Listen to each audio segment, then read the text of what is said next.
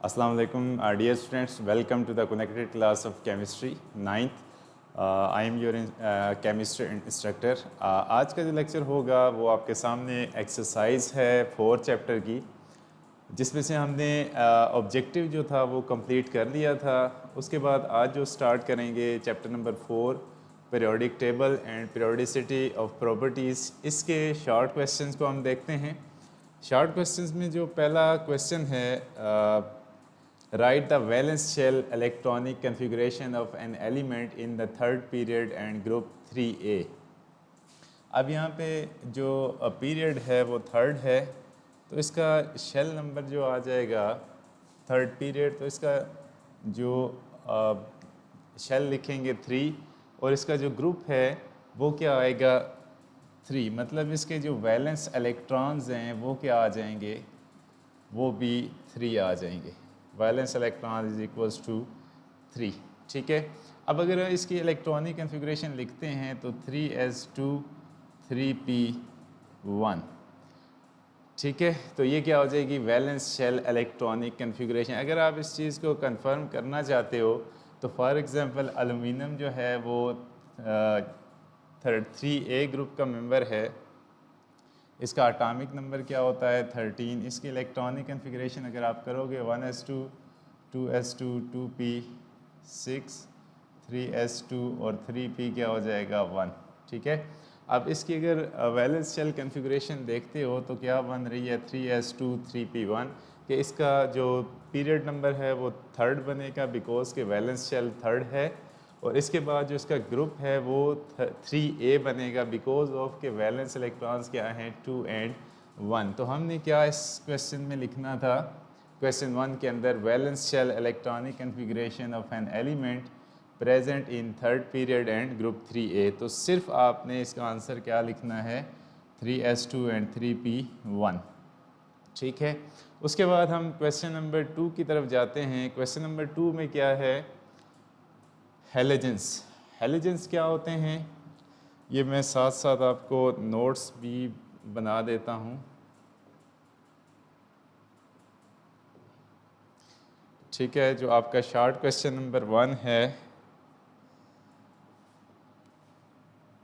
ताकि आपके पास नोट्स आ जाएं। Short question answers chapter 4। ठीक है, अब पहला जो क्वेश्चन है उसका आंसर क्या होगा वैलेंस शेल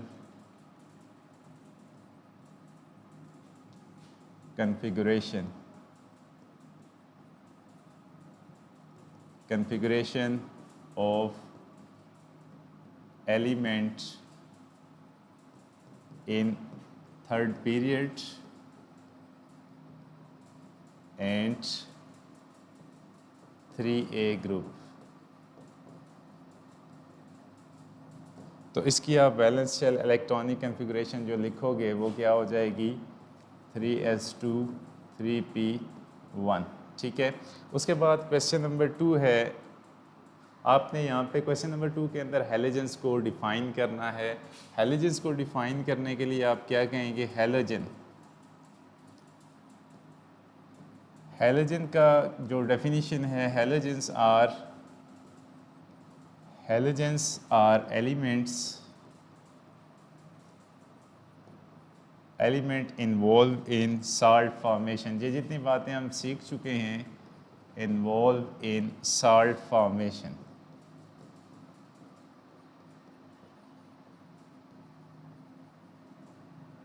ठीक है, इसमें क्या होगा कि that is halos mean salt, halos mean salt, और जो and gen mean formation, gen means formation. ठीक है, अब इसके साथ हम एक और बात पे लिख सकते हैं कि elements of group 7a are called halogens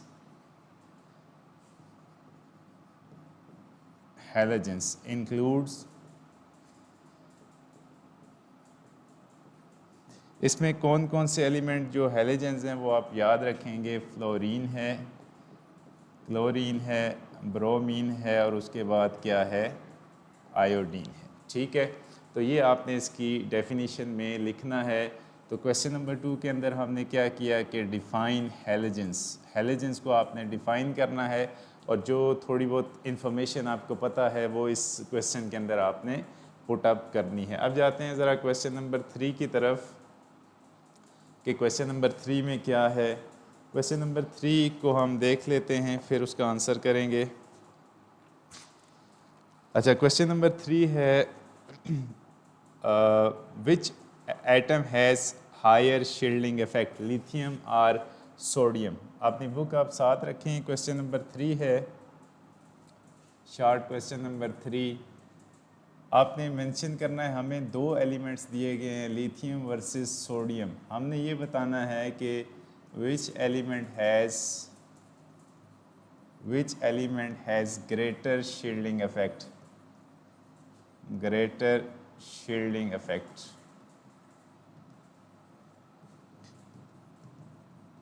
अब शील्डिंग इफेक्ट का जो ट्रेंड है वो क्या है कि शील्डिंग इफेक्ट, अब मैं यहाँ पे इसको थोड़ा सा एक्सप्लेन कर रहा हूँ कि shielding effect increases down the group,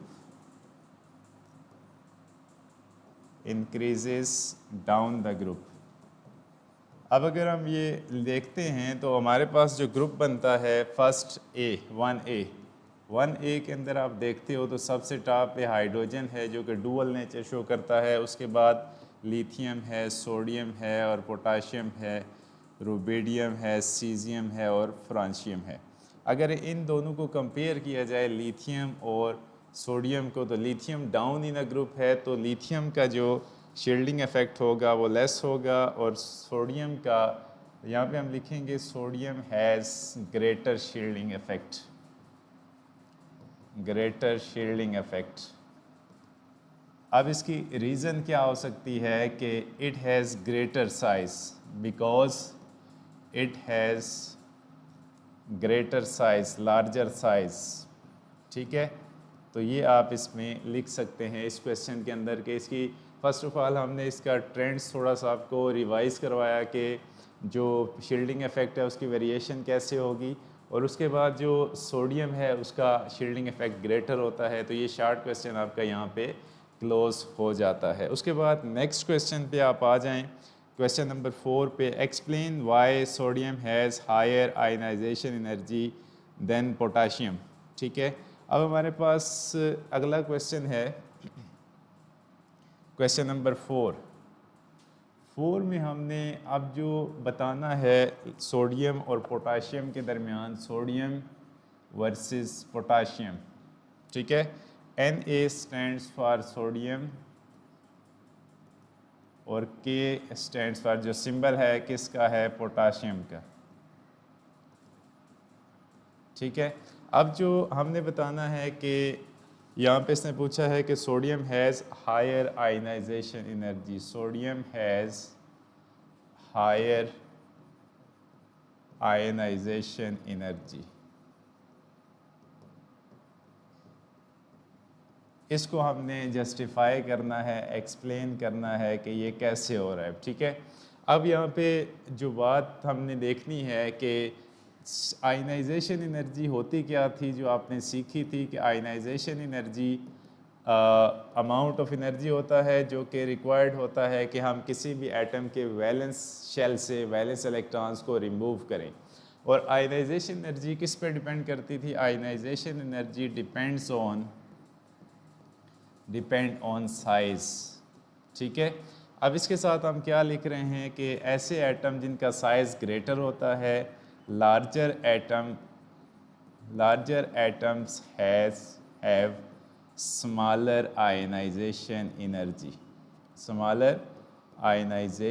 energy. ठीक है, उसके साथ हम क्या लिख सकते हैं, एंड वाइस वर्सा मीन के जो चीज़ है इसका रिवर्स भी ऑपोजिट अगर इस लाइन को हम कर देते हैं तो वो भी ठीक है। अगर आप ये चीज़ नहीं लिखना चाहते हैं तो पूरा स्टेटमेंट आप लिखेंगे, वो कैसे होगा कि and smaller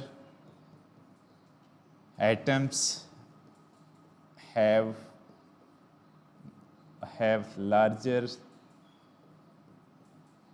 larger ionization energies. ठीक है, जिनका साइज़ कम होता है उनकी आयनाइजेशन एनर्जी ज़्यादा होंगी, और जिनका साइज़ ज़्यादा होता है, ग्रेटर साइज़, उनकी आयनाइजेशन एनर्जी स्मॉलर होंगी। अब हम ज़रा देखते हैं कि अब क्वेश्चन की तरफ आते हैं, सोडियम और पोटाशियम में से किसका साइज़ ग्रेटर होगा। क्योंकि अगर हम ग्रुप की बात करें तो दोबारा से हाइड्रोजन है, लिथियम है, सोडियम है, पोटाशियम है, रुबिडियम, सीजियम और फ्रांशियम। इसमें अगर आप देखें तो सोडियम और पोटाशियम जो डाउन होगा, डाउन द ग्रुप, जो साइज़ है वो क्या हो रहा है, इंक्रीज़ कर रहा है। नीचे जाते जाएंगे तो साइज़ इंक्रीज़ करेगा। अब जब साइज़ इंक्रीज़ करेगा तो इसके रिज़ल्ट के तौर पे आप क्या लिखेंगे कि sodium has greater ionization energy as compare to potassium. अब बिकॉज रीज़न क्या होगी इसकी, because sodium has greater size as potassium, so greater force of attraction between nucleus and valence electrons. VES से मुराद क्या होगा, वैलेंस इलेक्ट्रॉन्स। ठीक है, तो क्या होगा कि इस बॉन्डिंग को, इस फोर्स ऑफ अट्रैक्शन को ब्रेक करने के लिए आपको ज़्यादा एनर्जी चाहिए होगी ताकि आप वो इलेक्ट्रॉन रिमूव कर सकें एज़ कंपेयर टू पोटाशियम। तो ये आपका आंसर इस क्वेश्चन का हो जाएगा। इसको आपने अच्छे तरीके से नोट करना है। अब हम जाएंगे नेक्स्ट क्वेश्चन की तरफ। क्वेश्चन नंबर 5 है, alkali metals belongs to the S block in the periodic table why. अब यहाँ पे अगला क्वेश्चन आ जाता है कि अल्कली मेटल S ब्लॉक से क्यों बिलोंग करते हैं। अच्छा, क्वेश्चन नंबर 5 है, अल्कली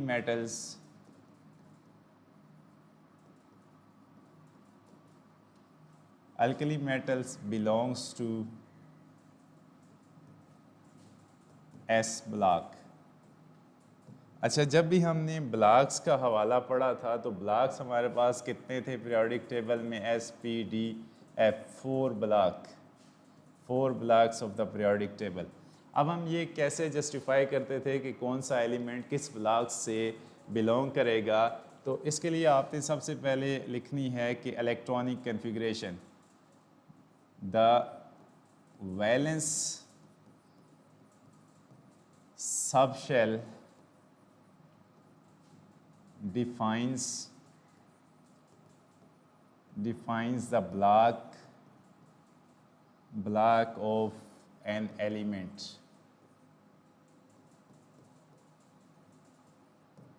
ठीक है, अच्छा उसके बाद एक पॉइंट और लिखेंगे, इन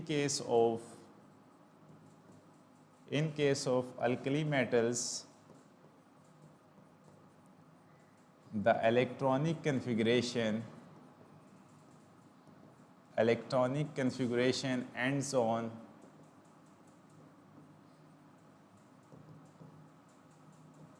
ends up on S subshell, so block will be S block। अब एक एग्जांपल से हम देख लेते हैं। फॉर एग्जांपल अगर हम एक अल्कली मेटल लेते हैं, फॉर एग्जांपल हमारे पास एक अल्कली मेटल है जो कि सोडियम है, इसका एटॉमिक नंबर क्या होगा 11 और मास नंबर क्या है 23। अगर इसकी हम इलेक्ट्रॉनिक कन्फिगरेशन करते हैं, जैसे क्या है कि 1s2 2s2 2p6 और उसके बाद क्या आ जाएगा 3s1। अब मैंने जो बात लिखी थी कि इलेक्ट्रॉनिक कन्फिग्रेशन जब आप करोगे तो उस पर आपने देखना है कि जो वैलेंस सब शेल है वो कौन सा है, लास्ट सब शेल। इसमें अगर आप देखते हैं तो वैलेंस सब शेल कौन सा है, एस। तो ये किस ब्लॉक से बिलोंग करेगा, S block of the periodic table. ठीक है, तो एस ब्लॉक के अंदर जो अल्कली मेटल्स हैं, यहाँ पे मेटल भी लिखा गया है, तो मेटल्स जो हैं वो एस ब्लॉक से बिलोंग करते हैं। अगर हम इलेक्ट्रॉनिक कन्फिग्रेशन से देखें तो जिस पे इलेक्ट्रॉनिक कन्फिग्रेशन एंड अप होगी तो वही उसका सब शेल, वही उसका ब्लॉक होगा। ठीक है, तो ये थे आपके 5 शॉर्ट क्वेश्चन। अगर इसमें से आपका कोई क्वेश्चन होता है तो वो आप मुझे जल्दी से बताएंगे, उसके बाद हम थोड़ा से लॉन्ग क्वेश्चंस की तरफ जाते हैं। जल्दी से, शाबाश।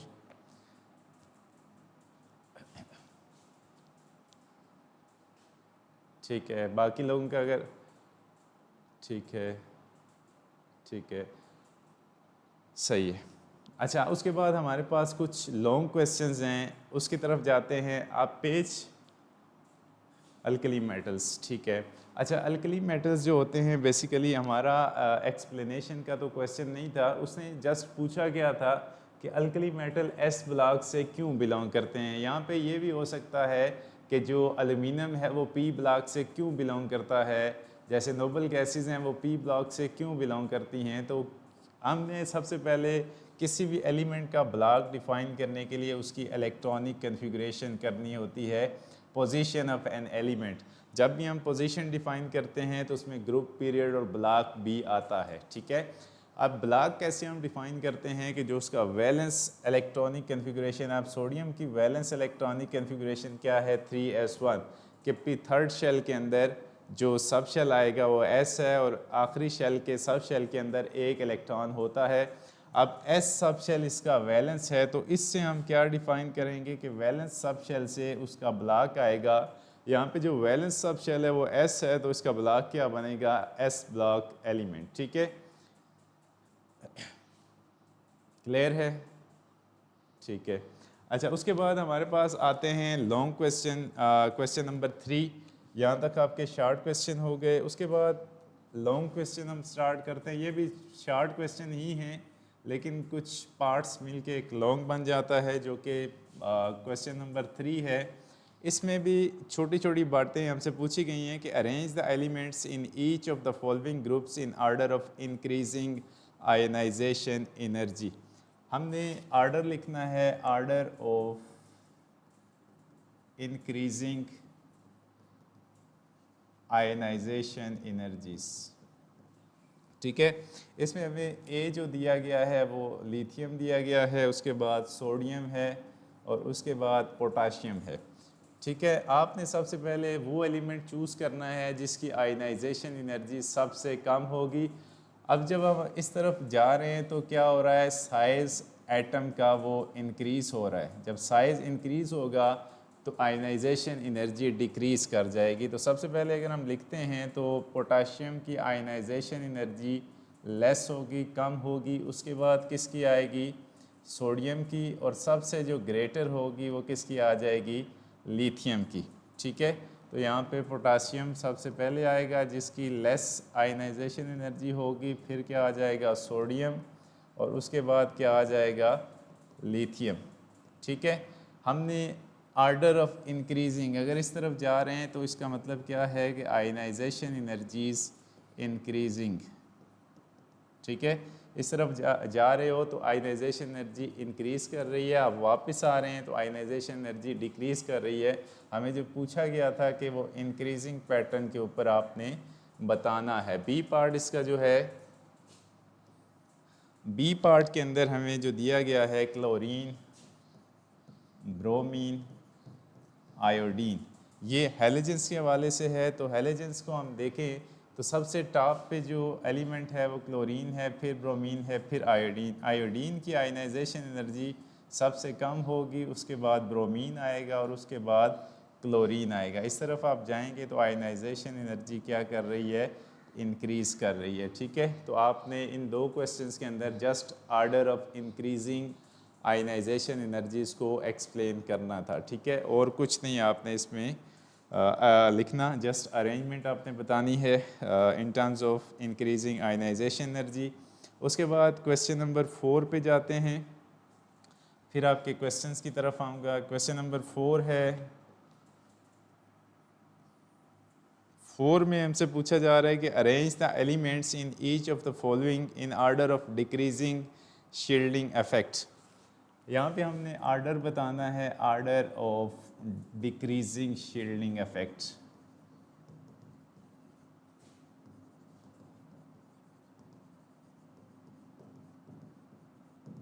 ठीक है, और यहाँ पे जो चीज़ें हमें दी गई हैं ए बी सी, 3 क्वेश्चन यहाँ पे दिए गए हैं। ए है लिथियम, सोडियम और क्या है पोटाशियम। बी के अंदर आपने लिखना है क्लोरीन, ब्रोमीन, आयोडीन, और सी में जो पूछा गया है वो क्या है क्लोरीन और ब्रोमीन। ठीक है, अब आपने देखना है कि शील्डिंग इफेक्ट ग्रुप के अंदर, ये सारे ग्रुप्स के हवाले से दिए गए हैं, तो ग्रुप के अंदर शील्डिंग इफेक्ट कैसे वेरी करता है। तो अगर हम देखें तो लिथियम और उसके बाद क्या है सोडियम और उसके बाद है potassium. Down the group size, दोबारा से मैं लिख रहा हूँ कि साइज़ इंक्रीज़ करता है। साइज़ इंक्रीज़ करेगा तो शील्डिंग इफेक्ट भी इंक्रीज़ करेगा। यहाँ पे हमने उस एलिमेंट को पहले लिखना है जिसका शील्डिंग इफेक्ट सबसे ज़्यादा होगा, तो पोटाशियम का शील्डिंग इफेक्ट सबसे ज़्यादा होता है। ठीक है, उसके बाद हमने डिक्रीजिंग शील्डिंग इफेक्ट में लिखना है। सबसे पहले उस एलिमेंट को लिखेंगे जो कि सबसे ज़्यादा ग्रेटर होगा, उस तरफ हम नीचे जाते जाएंगे। उसके बाद जो शील्डिंग इफेक्ट आता है सोडियम का, और उसके बाद जो शील्डिंग इफेक्ट आएगा लिथियम का। अगर आप इस तरफ जा रहे हैं तो शील्डिंग इफेक्ट डिक्रीजिंग पे जा रहा है, शील्डिंग इफेक्ट डिक्रीजेस। ठीक है, तो potassium greater as compare to sodium, sodium greater as compare to lithium. और उसके बाद अगले पे अगर आप आ जाते हैं तो सबसे ज़्यादा जो ग्रेटर शील्डिंग इफेक्ट है वो आयोडीन का है, उसके बाद ब्रोमीन का है और उसके बाद क्लोरीन का है। ठीक है, क्योंकि साइज़ जो है वो आयोडीन का ग्रेटर होता है तो शील्डिंग इफेक्ट भी ग्रेटर है, उसके बाद ब्रोमीन आता है और उसके बाद क्लोरीन। अगर लास्ट पे आप चले जाते हैं तो क्लोरीन और ब्रोमीन में से जो सबसे ज़्यादा शील्डिंग इफेक्ट है वो ब्रोमीन का है, और उसके बाद क्या आ जाएगा ब्रोमीन। क्योंकि अगर आप इस ग्रुप को देखते हैं तो सबसे टॉप पे क्या होता है फ्लोरीन, क्लोरीन, ब्रोमीन और आयोडीन। ठीक है, डाउन द ग्रुप आप जा रहे हैं तो साइज़ इंक्रीज़ करेगा, जब साइज़ इंक्रीज़ करेगा तो शील्डिंग इफेक्ट भी इंक्रीज़ करेगा। ठीक है, तो ये था आपका क्वेश्चन नंबर 4, जो कि हमने decreasing order of shielding effect लिखा कि सबसे पहले आप उस एलिमेंट का शील्डिंग इफेक्ट लिखेंगे जिसका सबसे ग्रेटर होगा, फिर डिक्रीजिंग की तरफ जाते जाएंगे। ठीक है, अच्छा उसके बाद है कि specify which of the following element you would expect to have the greater electron affinity. अब यहाँ पे एक और क्वेश्चन है कि हम स्पेसिफाई करें क्वेश्चन नंबर 5 के अंदर कि which atom has greater electron affinity, which atom has greater electron affinity.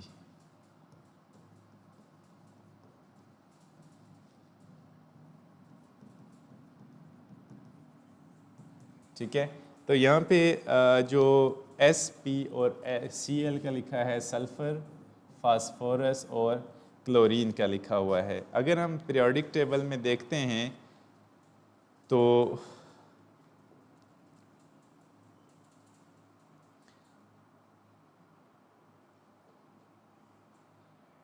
ठीक है, यहाँ पे हमें सल्फ़र, फास्फोरस और क्लोरीन के हवाले से दिया गया है कि जब आप पीरियड के अंदर मूव करते हो तो आपने ज़रा गौर से देखना है कि पीरियड के अंदर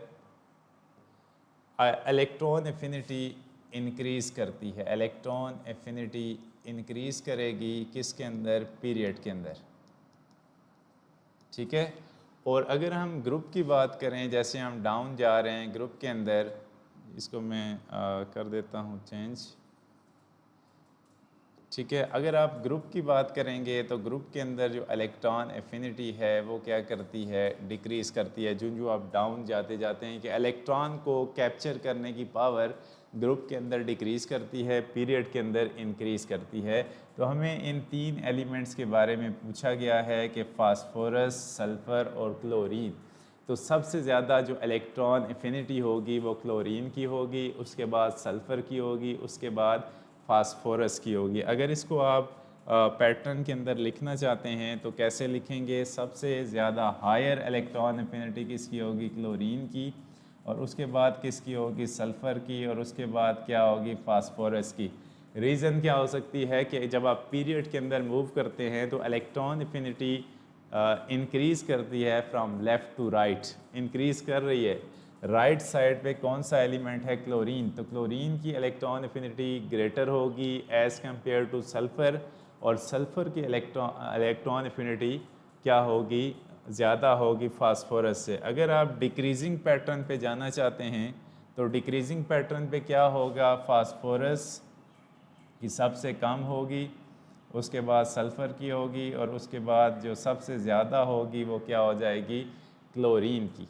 तो ये जो पैटर्न आएगा ये क्या हो जाएगा? डिक्रीजिंग पैटर्न, क्या डिक्रीज़ कर रही है, और ये क्या हो जाएगा? इंक्रीजिंग। ठीक है, तो इस क्वेश्चन को आप साथ में ऐड कर सकते हैं। इसको अगर आप लिखेंगे, ठीक है, तो सबसे पहले मैंने आपको क्या बताया था कि फास्फोरस जो है इसका जो पीरियड के अंदर पोजीशन है वो कैसी है। अभी मैं आपके साथ क्लोरीन है, उसके बाद सल्फ़र है, उसके बाद क्या है? फास्फोरस। इनका एटॉमिक नंबर भी आपको पता हो, 15, 16 और क्या है? 17। जो आप राइट साइड पे जाते हैं तो इलेक्ट्रॉन एफिनिटी इंक्रीज़ करती है, तो ये क्या हो जाएगा? Order of decreasing electron affinity, order of decreasing electron affinity. अगर आप इस पैटर्न में भी लिखते हो तो भी ठीक है, ठीक है। और उसके बाद क्या हो जाएगा? Order of increasing electron affinity. आप चेंज भी करना चाहो तो भी लिख सकते हो। इलेक्ट्रॉन एफिनिटी वो क्या हो जाएगा कि phosphorus less than sulphur less than chlorine. इसकी रीज़न आप क्या लिखेंगे? रीज़न क्या होगी कि electron affinity values increase from left to right in the period of periodic table। ठीक है, तो ये बात आप यहाँ पे लिख सकते हैं। तो यह आपका क्वेश्चन नंबर 5 था। उसके बाद जो है electronic configuration of some elements are given below, group the elements in pairs that would represent same chemical properties.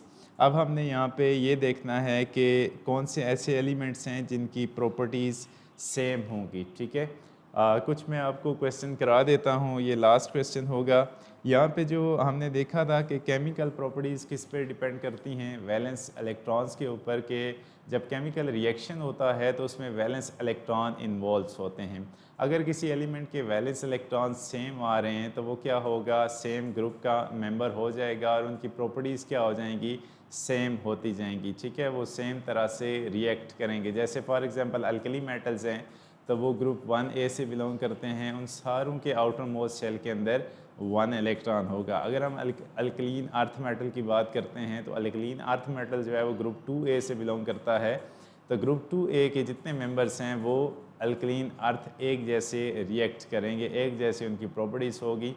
तो यहाँ भी हमने केमिकल प्रॉपर्टीज़ को डिफ़ाइन करना है कि किन की सिमिलर केमिकल प्रॉपर्टीज़ होंगी।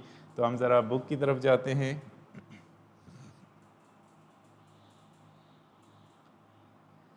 अच्छा जी, क्वेश्चन नंबर है 6।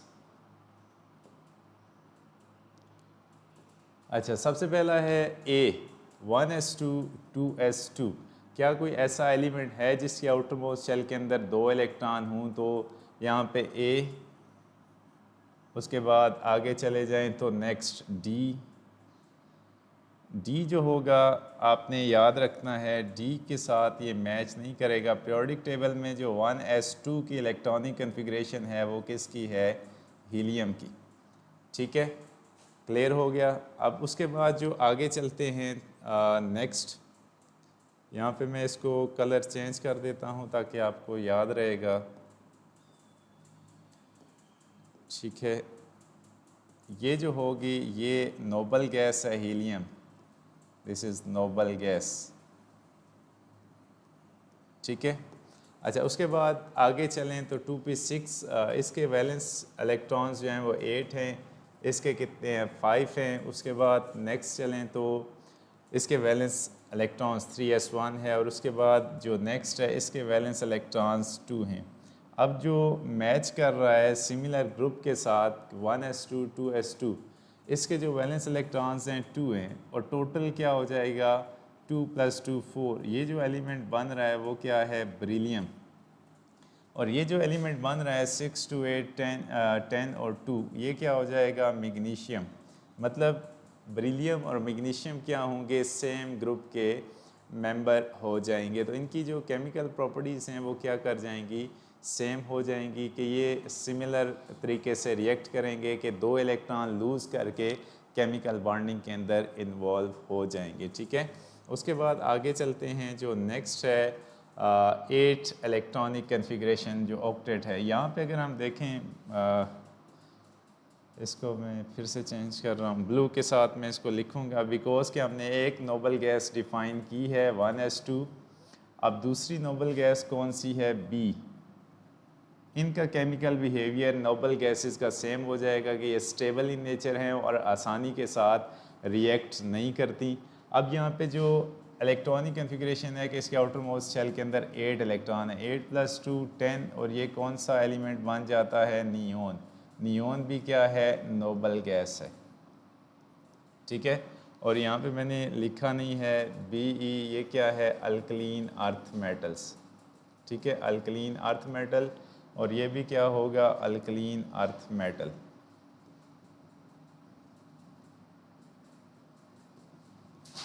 ठीक है, अच्छा उसके बाद आगे चलें तो नेक्स्ट क्या है, 5। इसके आउटर मोस्ट शेल के अंदर कितने इलेक्ट्रॉन्स हैं, 5। और कोई ऐसा एलिमेंट है जिसके आउटर मोस्ट शेल के अंदर 5 इलेक्ट्रॉन्स हैं, तो यहाँ पे E है। ठीक है, और इसके आउटर मोस्ट शेल के अंदर भी 5 इलेक्ट्रॉन्स मौजूद हैं। अगर इनको हम टोटल करते हैं तो 6 2 8 10 12 और 15, ये कौन सा एलिमेंट बन जाता है, फास्फोरस 15। और उसके बाद इसको अगर देखें तो 2 4 और 7, ये कौन सा हो जाता है, नाइट्रोजन। तो ये बेसिकली नाइट्रोजन फैमिली के एलिमेंट्स आ जाते हैं यहाँ पे, नाइट्रोजन फैमिली के। इनके वैलेंस इलेक्ट्रॉन्स कितने हैं, 5, और दोनों क्या करेंगे कि 3 इलेक्ट्रॉन गेन करने के बाद नॉन मेटेलिक करैक्टर शो करेंगे। उसके बाद लास्ट पे है यहाँ पे कुछ कलरिंग स्कीम जो है वो फिर रेड के साथ ही मैं कर रहा हूँ, 3s1 और 2s1। ये ऐसा एलिमेंट जिसका एटॉमिक नंबर क्या हो जाएगा, 3। तो क्या है यहाँ पे, lithium, alkali metals, group 1A का है अल्कली मेटल। ठीक है, और जो G है वो भी कौन सा है, 6 2 8 10 11, ये कौन सा है, सोडियम, इसका एटॉमिक नंबर 11 है, और ये भी क्या होगा, अल्कली मेटल होगा। ठीक है, अब मैंने जो जो फैमिली भी इनकी डिफ़ाइन कर दी है, जैसे अल्कली मेटल और अल्कली मेटल, इनकी प्रॉपर्टीज सेम होंगी, F और G की सेम होंगी।